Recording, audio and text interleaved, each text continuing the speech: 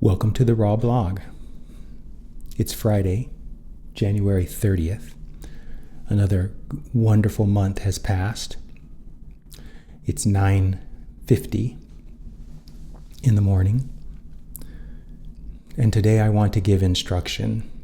As I said in previous Raw Blogs, I'm transforming this video series into one in which I offer instruction. Just checking my systems to making sure everything is working fine. Seems like it is. This is important. I'm going to be giving a comprehensive overview of what's required in order to shapeshift. A shapeshifting update, in other words.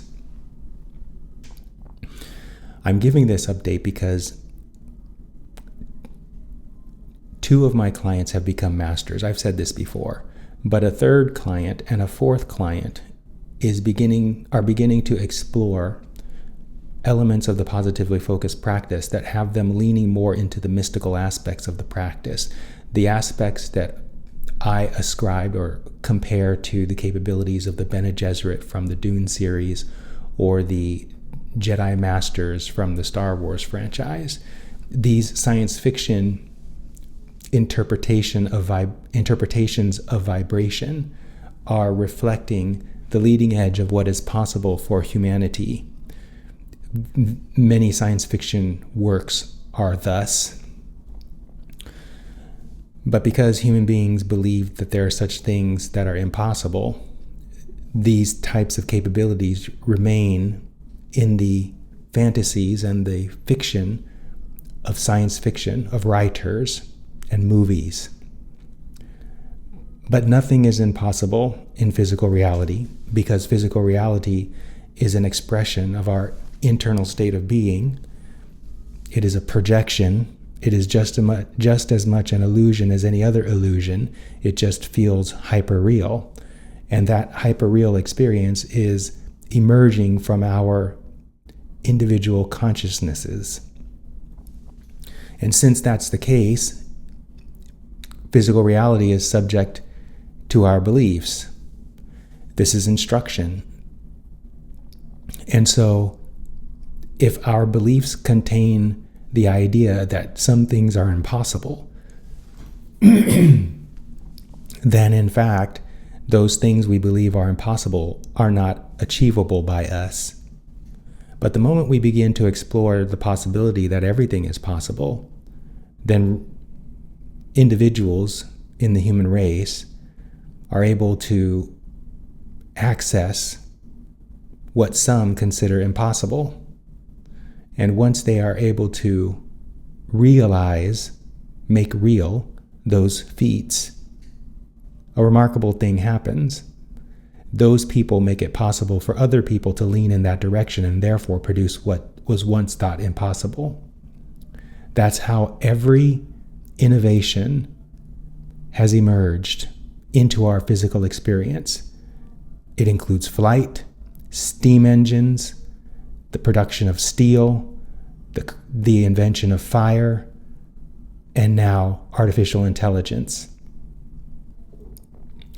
The difference between those things and what my clients and I are doing is we are on the leading edge of human expression. No one has tried to achieve what we are doing with regard to some of the capabilities that we are exploring in the positively focused practice. Capabilities including shape-shifting, alternate dimension travel outside of our bodies, teleportation, and more.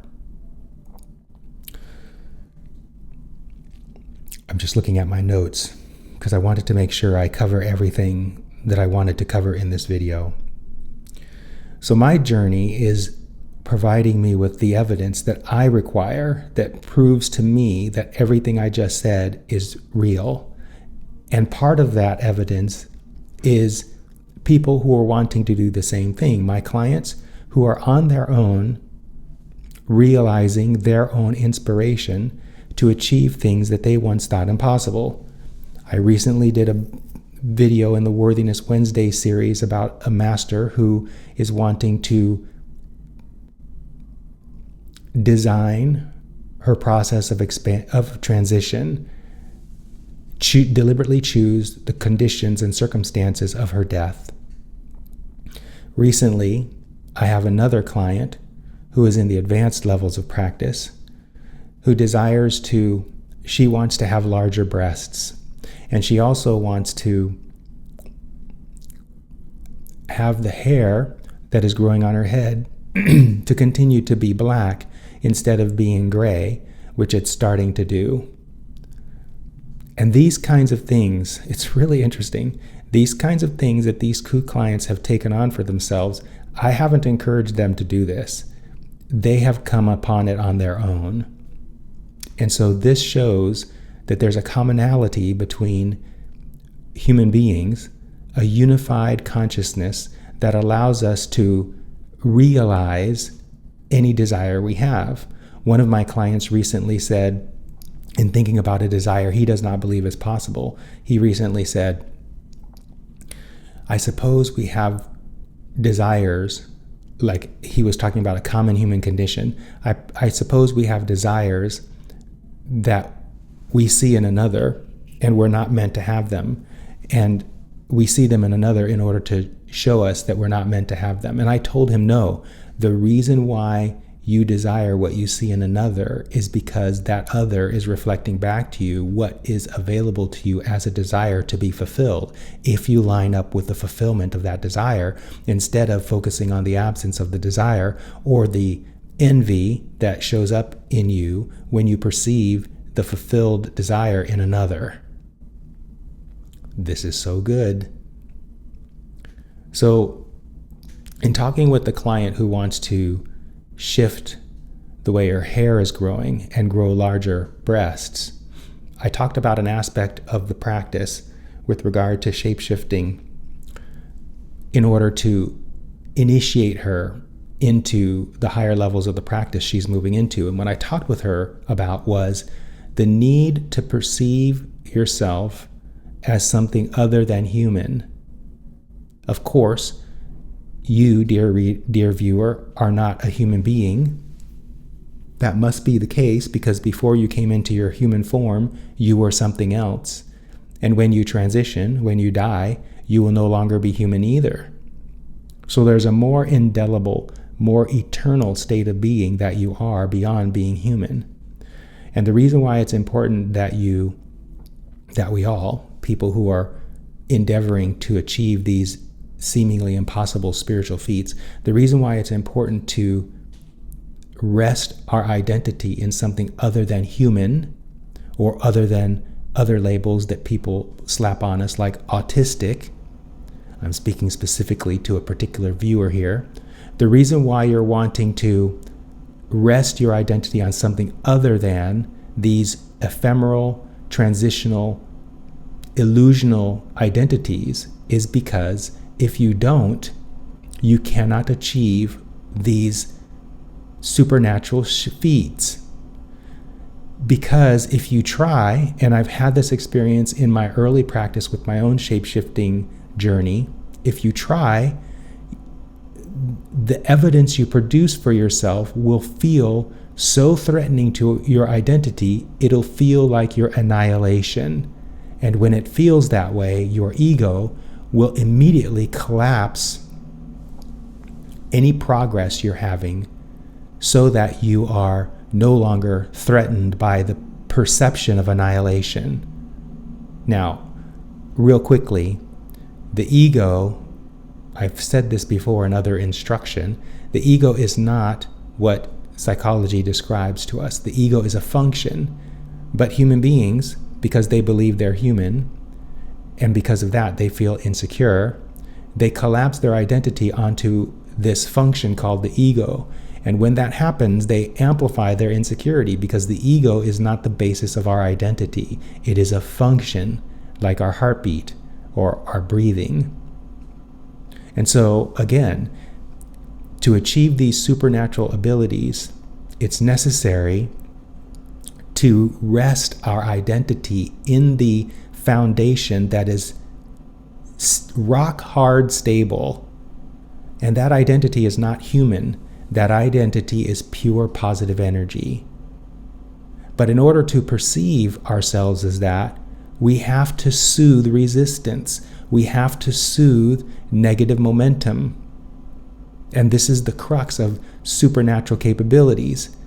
You cannot demonstrate supernatural capabilities unless you are pushing against nothing. You must get to the state where you have almost no resistance on any subject. And the reason why that's necessary is because these supernatural abilities are spontaneous, and the spontaneity of them occurs in the state of the moment of becoming, which is your home. But if you can't perceive the moment of becoming, you can't allow the spontaneous events, the supernatural experiences to occur. This is why we've heard these stories before. In a critical situation like a car accident or something like that, a mother is able to lift a car off her child. The reason why she's able to do that in that critical situation is because she is so intent on achieving a manifested desire that she taps into the supernatural identity of her pure positive energy consciousness. And there, nothing is impossible. Everything is possible. So I had a client who is no longer a client who believes that she can shapeshift into a beetle. She was in the elementary stages of the positively focused practice before she quit, and did not know. She thought she knew this practice, but she doesn't know this practice. And she believed that because of her, in her mind, in her words, her extraordinary ability to imagine, she could transition into a beetle, shapeshift into a beetle. The problem with that is she has a life experience, 70 years of life experience, which she describes as bad luck. And with that perception, with that experience, that momentum of 70 years, there's too much resistance for her to be able to realize that experience. There's too much resistance there. And her life is showing her that the resistance is there, but she's not willing to look. And this is the case with most human beings. These supernatural abilities are available to us all.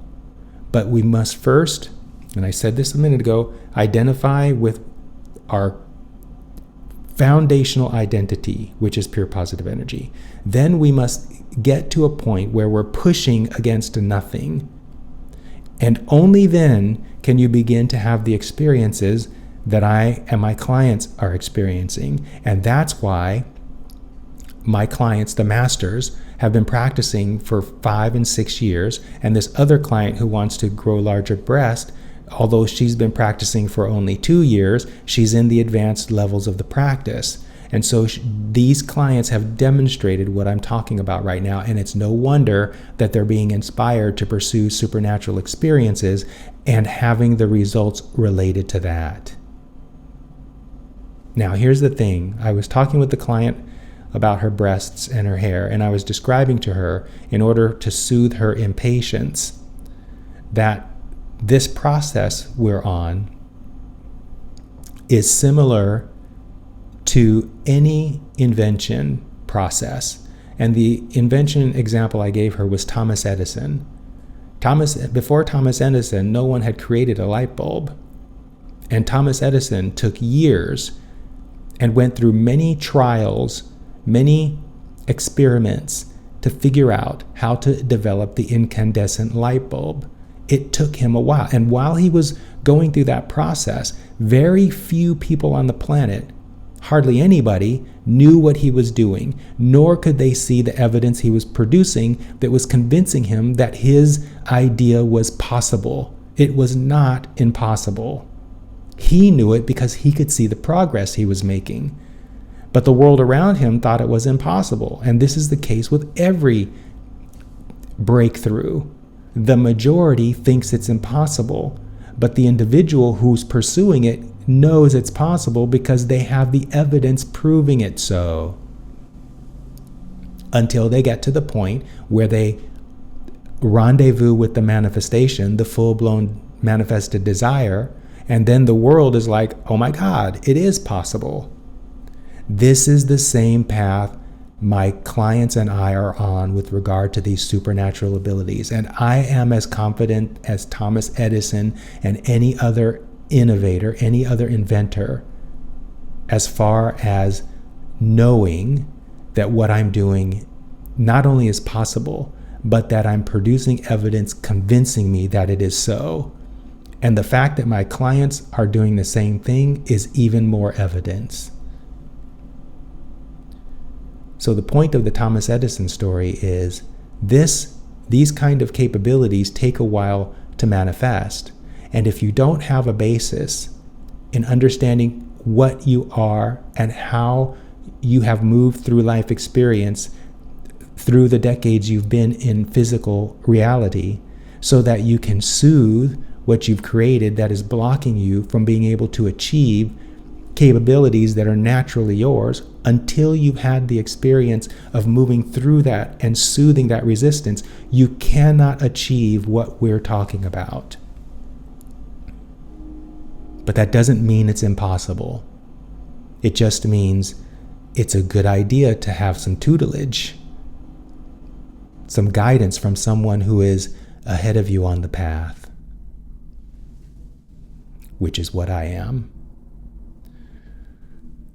So this is instruction. This is a comprehensive description of how I'm doing on my shape-shifting desire.